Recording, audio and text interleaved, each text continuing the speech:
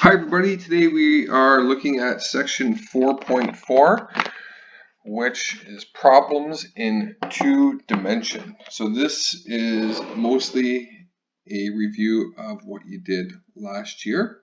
Okay, so part one, SOHCAHTOA. So remember, SOHCAHTOA means sine ratio is opposite over hypotenuse, cosine ratio is adjacent over hypotenuse, and the tangent ratio is opposite over adjacent, and that is only when we have a right angle triangle. So part A, solve for side length. Okay, so in a diagram you might be given the one angle. Okay, we have the 90-degree corner, okay, right here, and then we can figure out the other angle if we needed to, just subtracting the two from 180.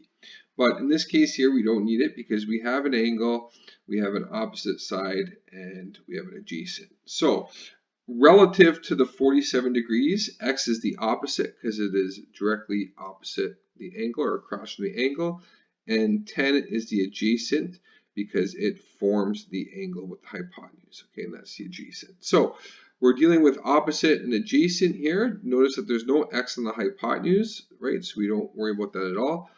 So opposite adjacent, that's our tangent ratio. So we write tan of 47 degrees is equal to opposite over adjacent. Okay, and now tan 47 is a ratio that your calculator computes. And to solve for x, we just multiply across. So we have 10 times tan 47 degrees is equal to x. And if you punch that in, you get 10.7 centimeters equals x. Okay, next one. Here's our angle in question, is 27 degrees. We have the opposite and the hypotenuse, so that is your sine ratio. So you start off by writing sine of 27 degrees is equal to opposite, which is 8, divided by x. Okay, and now notice how x is in the denominator here. So what we have to do is we're going to multiply it across first. So extra step, so x times sine 27 is equal to 8. And now to determine x, we simply divide. So we have x equals 8 divided by sine of 27 degrees. So you just type in 8 divided by sine 27 on your calculator. Some calculators you might have to put in the angle first, so you might have to do 8 divided by and then 27 sine. Okay, so figure out which one you have, and in this case the answer is 17.6 centimeters is x. Okay, good. Now the next two examples, we're going to actually solve for an angle. So the angle we're trying to solve for in the first one is angle x there.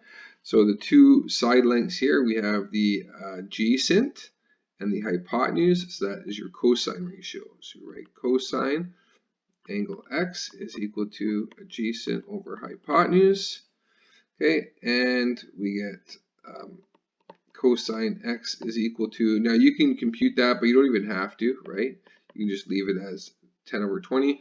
And then to get x now, in order to solve for an angle, we have to use our second function command on the calculator. So we have x is equal to cos inverse, so it's -1, it's not an exponent, cos inverse 0.5, and we get x is equal to 60 degrees.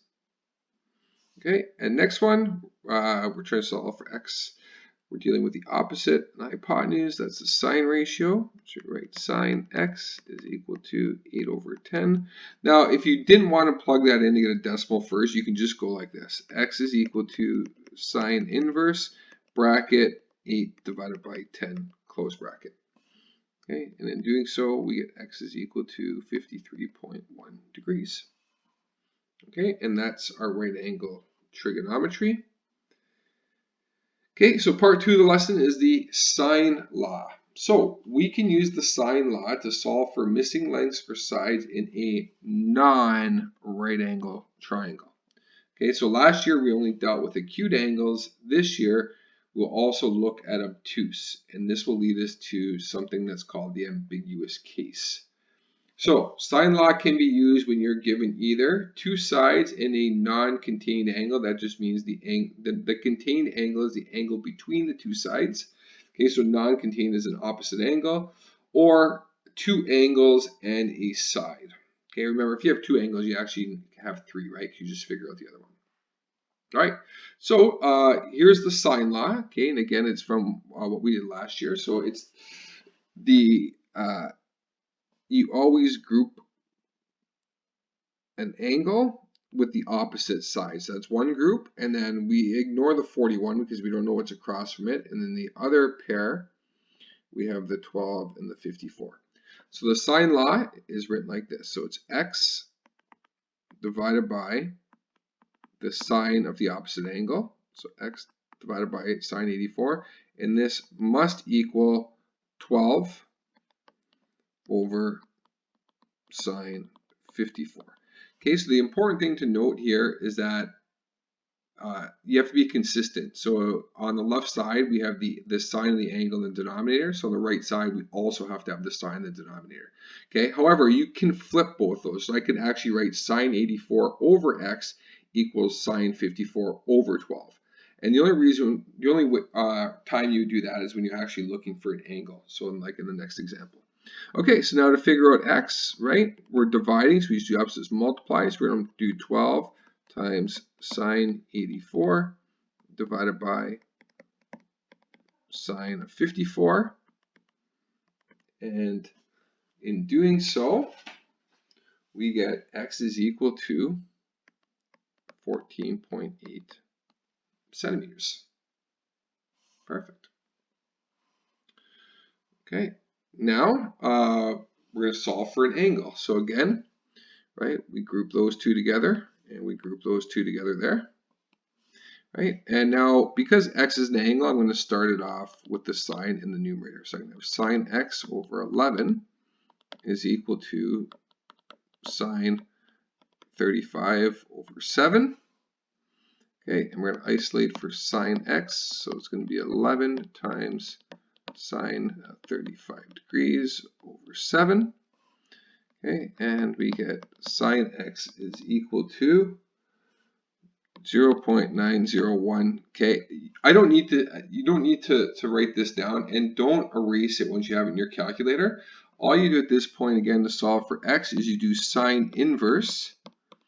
Okay, and then what you can press now, you can do sine inverse on your calculator without erasing this number here. You can do sine inverse and then hit the answer button on your calculator, and it'll do it automatically. Okay, answer. Okay, or if you don't like doing that, you can write the decimal. That's fine too. And we get x is equal to 64.3 degrees.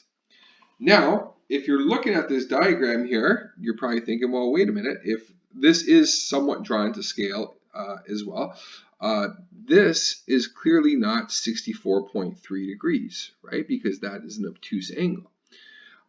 So this is the ambiguous case. So the ambiguous case is that if you recall from last unit, sine repeats itself in the first two quadrants, right? Because what the sine is, it's the y-coordinate of a point on the unit circle, right? So there's our unit circle. Unit circle has a radius of 1.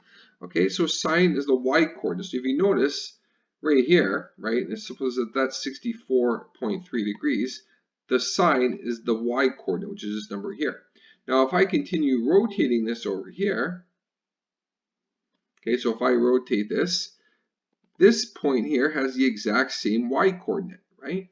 And the angle is actually 180 minus 64.3. So x is equal to 115.7. Okay, and this is the correct answer.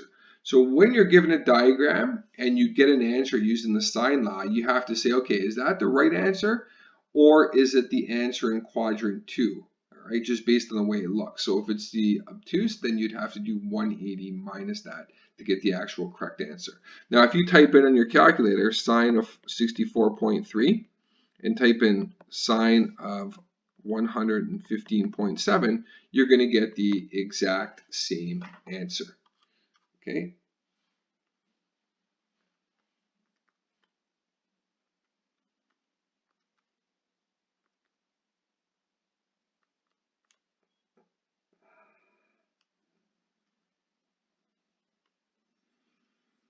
Okay, again, which is the 0.901. All right.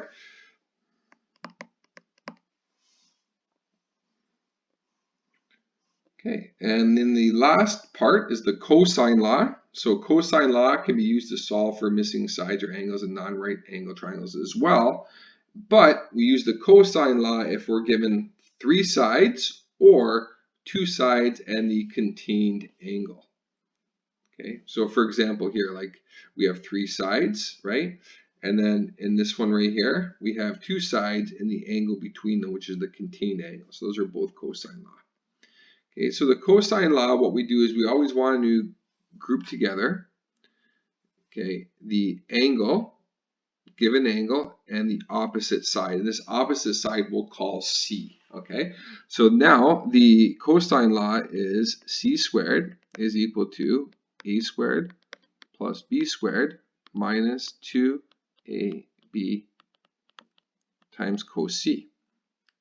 Okay, and A and B, they don't matter which one A and B, okay? You call A5, B 11.4 or vice versa, it doesn't matter. Okay, that's the cosine law.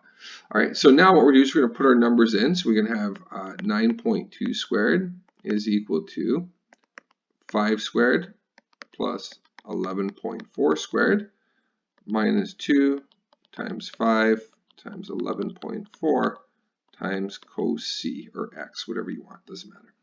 Okay, now we're going to rearrange this equation. So we're going to bring everything else over except the cos C. So we're going to get 9.2 squared minus 5 squared minus 11.4 squared. Okay, all divided by negative 2 times 5 times 11.4, and that's equal to cos C. Okay, now to type this in your calculator, you do it all in one step. Just make sure you put a bracket around the numerator and a bracket around the denominator. Okay, so if we put that into our calculator, we're going to get that this right here is equal to 0.6168 is equal to cos C. Okay, again, don't delete that because I actually did round it. Don't delete the answer, and then do cos inverse of the answer.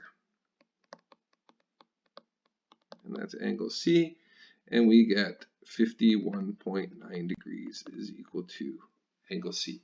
Okay, so always, if you're going to keep this, always keep at least 4 decimal places, and then your final answer 1 is sufficient. Okay, now last one here. Again, we're trying to solve for this angle here. I didn't write it, but we'll call that, or sorry, this side, we'll call that C. So we get C squared is equal to 7.4 squared plus 5 squared minus 2 times 7.4 times 5 times cos of 110 degrees. Okay, and C squared is equal to, now just plug that all into your calculator and you're going to get 105.1. Okay, and then square root the answer. C is equal to the square root of 105.1, and C is equal to 10.3 centimeters. Okay, and there is your assigned work for today.